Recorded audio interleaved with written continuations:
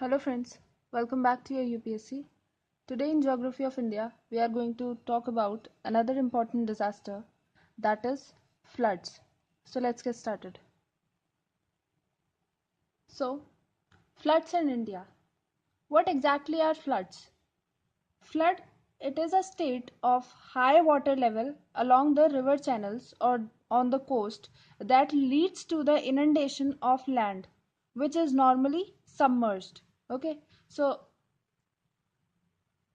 flood is actually inundation of submerged land which is caused due to the rise in level of river channel or due to the rise in level of water on the coast. Okay, now see, flood is an important component of hydrological cycle of drainage basin, of a drainage basin. Okay,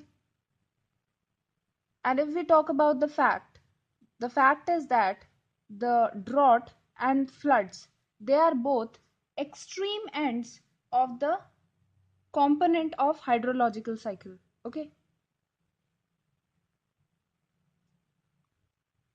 Now flood, it becomes a disaster or a natural hazard when we have occurrence of heavy rainfall, which becomes disaster when it inflicts the heavy loss of life and property. Okay, so when the flood causes heavy loss of life and property, then this flood is comes in the category of natural hazard. Okay, now what are the basic causes of hazard of flood? Okay, flood, if we talk about in general, is caused by one or more unfavorable meteorological and physical factors. Okay, a combination of unfavorable meteorological and physical factors, when they work together, they lead to a serious flood situation resulting in a disaster. Okay, now the five major causes of flood in India are, sorry, four major causes of flood in India are: first is meteorological flood, then is physical factor, then we have human factor, and lastly we have glacial lake outburst flood. It can also be counted in a physical factor. Okay, now first talking about meteorological flood. Meteorological flood are caused due to, first is due to heavy rainfall, then another cause is tropical cyclones, and last one is cloudburst. Now because of heavy rainfall or cloudburst, the water, it is not able to drain properly. Okay, it is not able to drain smoothly, so it gets collected and thus the flood is caused. Tropical cyclones also work in the same way. Next we have physical factors. Physical factors include, first one is the large catchment area. When the river or the canal, they have large catchment area, and another one is inadequate drainage arrangement. Okay, so if we have improper drainage and arrangement, like if the sewage lines are blocked, then drainage lines are blocked, then it causes the physical flood. Okay, physical factors, these are the physical factors which cause flood. Okay, in which water is not able to move properly, and because of the blockage of movement of water, flood is caused. Okay, then next factor is human factor. Now human factor, first and foremost, is deforestation. Then we have siltation. Because of excessive siltation, what happens is the water level, it rises up, and when water level rises up, it overflows and it acquires a larger area. Okay, larger surrounding area, thus causing flood. Next is faulty agricultural practices, then faulty irrigational practices. So faulty irrigation practices and agricultural practices we have already studied. Then bursting of dams, when improper engineering or some default in the construction of dam, the default in construction of dam, it causes the breakdown of the whole infrastructure. Okay, the whole dam, it breaks down. And because we have such a huge amount of water that is collected in dam, which leads to a severe flood in the affected area. Okay, the last one is accelerated urbanization. Now due to accelerated urbanization, water, it is not able, the earth is not able to absorb water quickly. Okay, and because of that, the water, it runs on the surface, and thus causing flood to stay for a longer period of time. The last one is glacial lake outburst flood.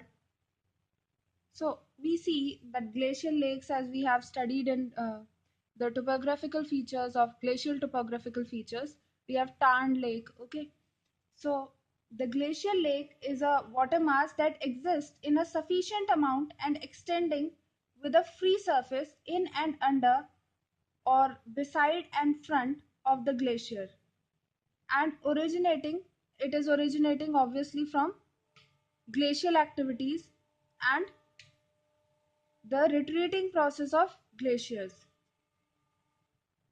Now this outburst for flood, it is a triggering event which is caused due to moraine failure. Okay, now moraine failure can be caused due to earthquake or by increase in permafrost. Okay, or due to increase in water pressure, or the rock or snow avalanches slumping into lake, which causes the overflow of water. Okay, now the areas that are affected is like, if we consider, sorry, like this is our Jammu and Kashmir, then the whole Himalayan area, like here in Jammu and Kashmir, then lower part of Jammu and Kashmir, then some parts of Himachal and Himachal Pradesh, then Jharkhand, okay, then the high peaks in Sikkim, then Arunachal Pradesh, okay. So wherever we have high peaks which are covered with snow, okay, so these peaks, they have the they are actually glacial lake outburst flood prone area. Okay, now after the causes of flood, we will look into the effects of flood. Now flood, it has a multi-pronged effect on the human life. Now not only human life, it actually does various things that are also bad for our nature. Okay, like soil erosion, then we have loss of flora and fauna. Okay, like that, various natural habitats of the various floras and faunas, they are destroyed. Okay, now flood, these were the effects on the natural system. Now we will look into the effects on human life. The first and foremost effect is the colossal loss of life and property. Okay, so we have huge amount of loss of life and property because of flood. So when we have severe floods, we have huge amount of loss of life and property. Now this huge amount of loss of life and property is caused because of delayed forecasting and warning. Okay, the next is damage to crops. So because of flooding, we have huge damage or huge loss of crops. Okay, so the food crops that we have, so the food demand also increases because the whole crop production is destroyed. Okay, now along with it, we have cattle loss. So dairy production is also affected by floods. Lastly, we have communication breakdown. Now, the telephone lines, transportation lines, they are all destroyed. Okay, so because of which communication with the other areas is disrupted for a particular period of time. Then we have dislocation of transportation system. Now, because flood has various effects. Okay, so like firstly we have like landslides, avalanches that are caused by flood. Okay, so the dislocation, transportation system is dislocated and it is stopped for a particular period of time. Then we have disruption of essential services. So, like medical facilities and health facilities, they are disrupted for a particular period of time. Okay, so this is what is the effect of floods on human life. Now, if we look at the data or the survey, it says that about 20% of the global death that are caused by flood are caused in India only. Okay, so out of 100% deaths that are caused by flood, 20% of them are caused in India only. Okay, and the reason for it is the delayed warning and not very good mitigation uh, facilities. Okay, now the most severely one that are affected by this flood, they are the poor people. Okay, so these poor people which live on the periphery of the human habitat, like we have coastal region. Okay, so here we will have the areas where the middle class or higher class are living, and here at the periphery area we will have the lower class or the poor people that are living. Okay, now because they are living on the periphery, they are affected the most. Okay, now after that the effects of flood are done, we will look into the ways of mitigating from flood. Okay, the first and foremost way is to forecast and early warning about the flood. Now, even if in India, even if the forecast is done correctly and early warning is given, we have delayed process of evacuation. Okay, and because of this delayed evacuation process, many life and properties they come in the damage. And if early evacuation process is done and early management is done, then we won't have such a huge loss of life and property.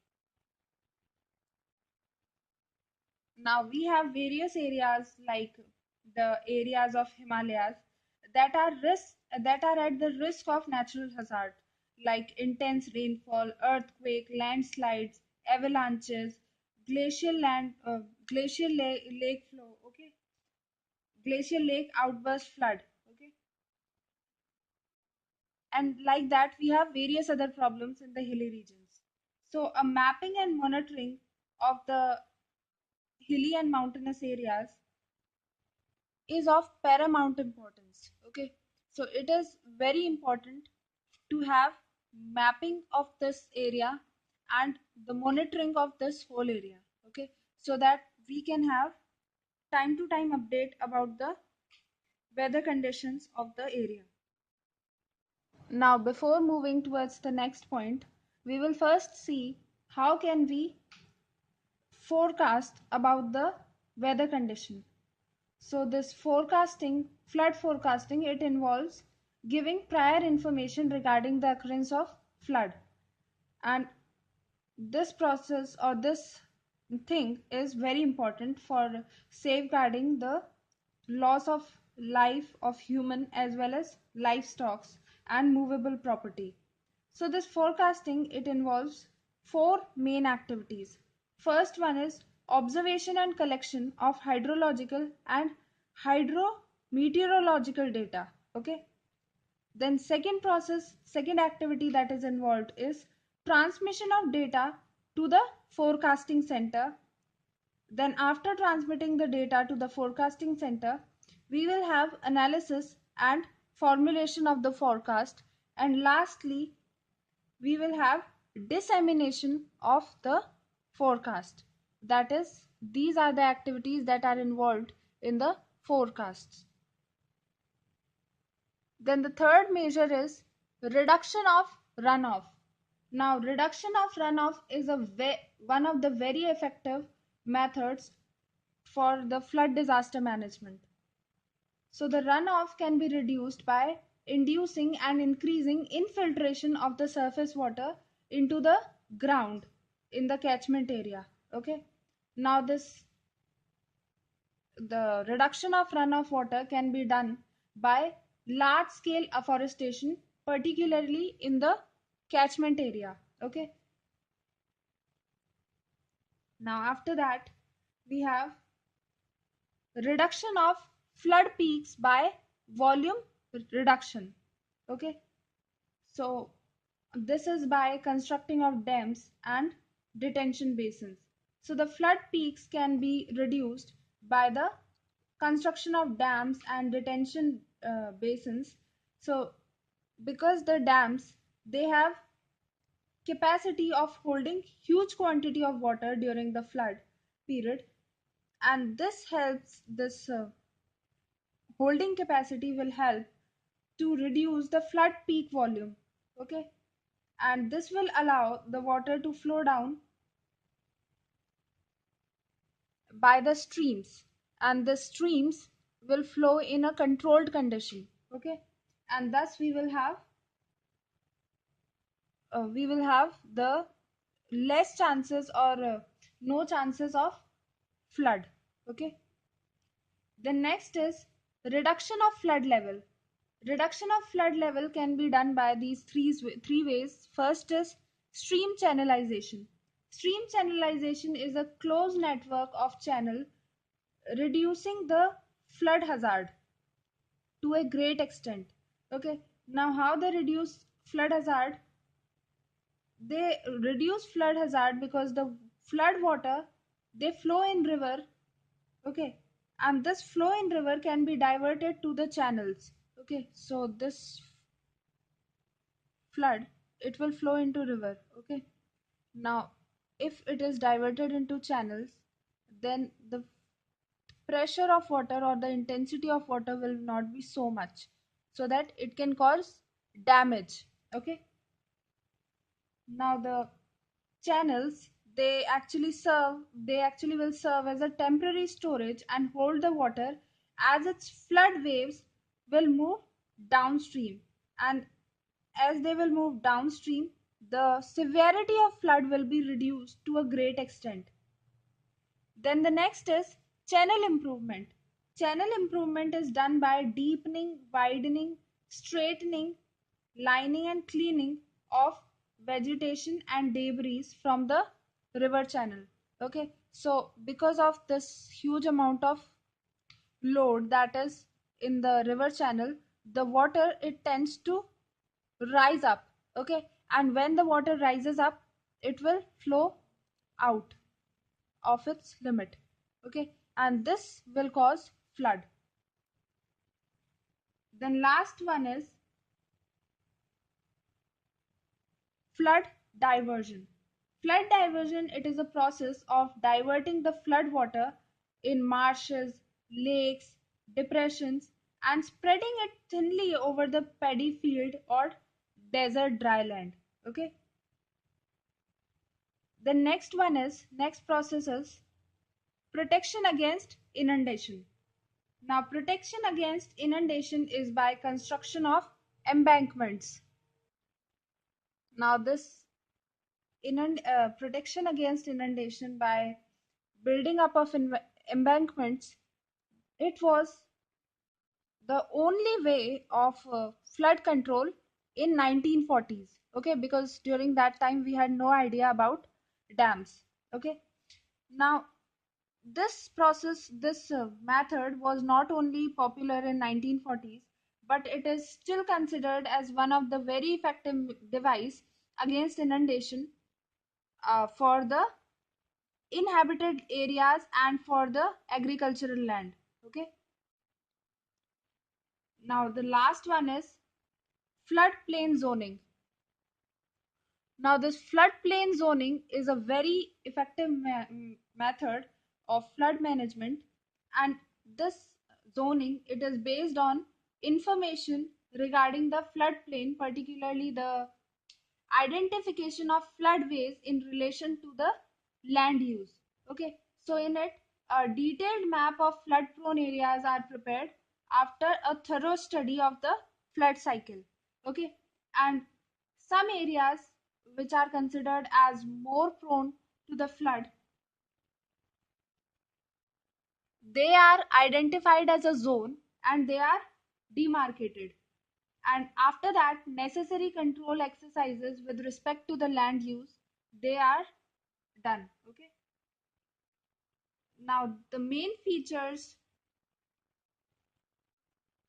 on the floodplain zoning bill, a model bill was constructed, circulated to the state government in early 1970s.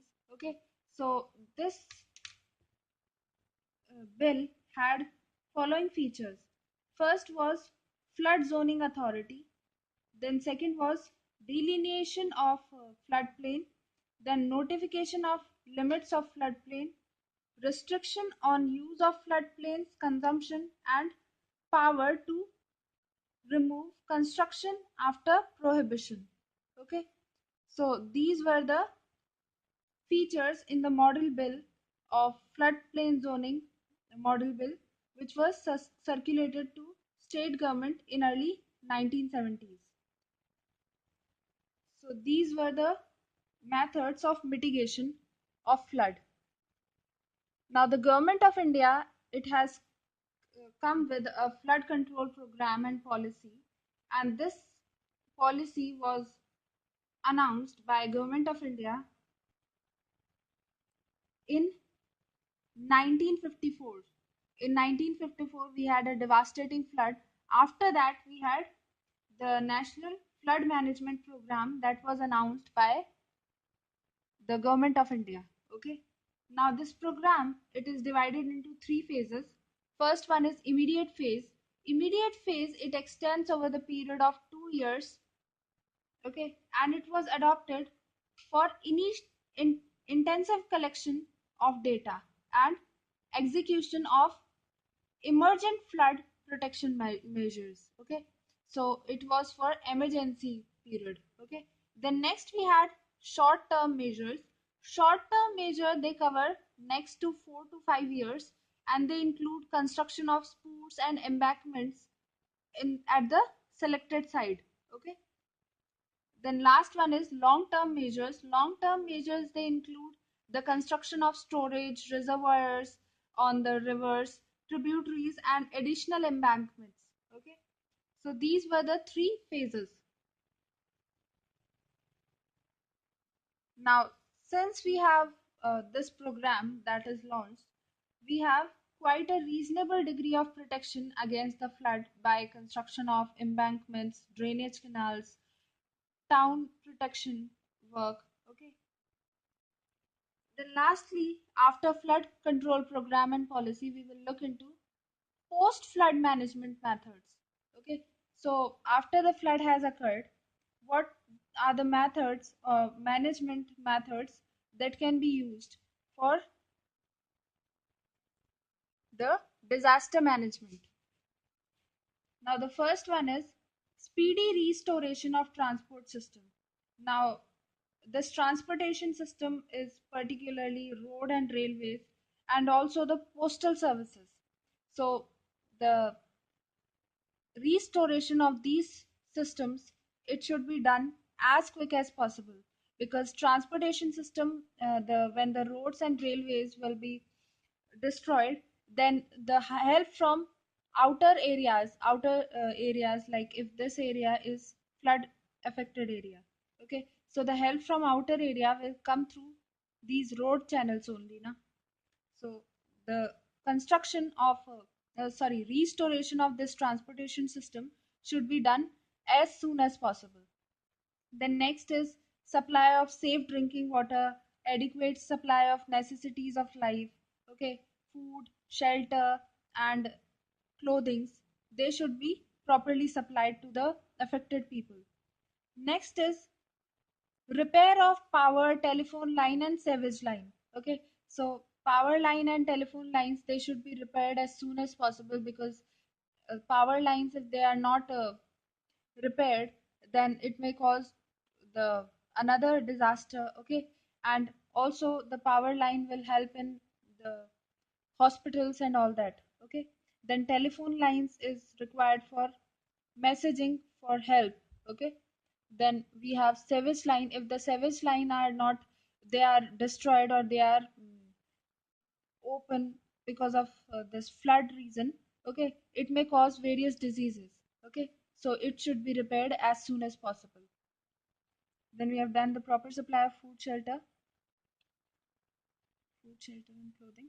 Now, constitution of a survey team to access the laws. Okay.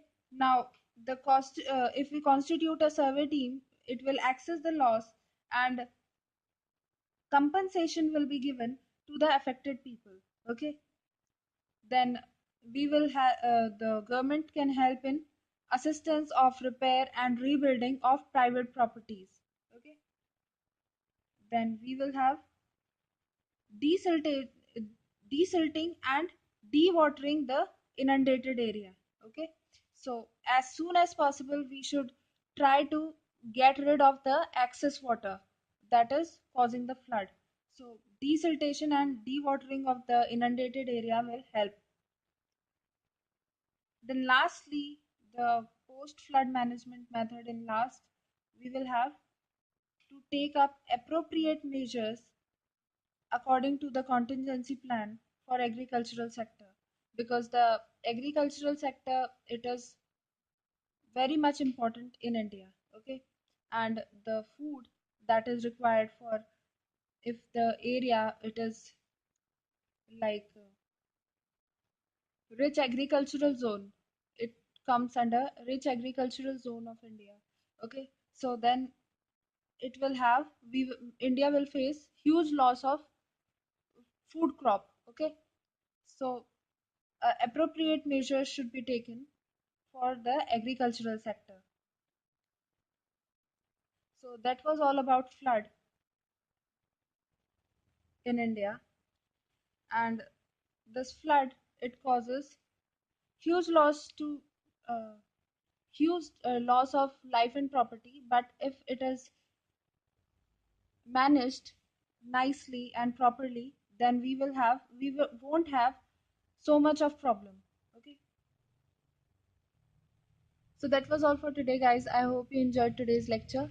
Let's meet in our next class. Till then, take care and have a nice day. Thank you.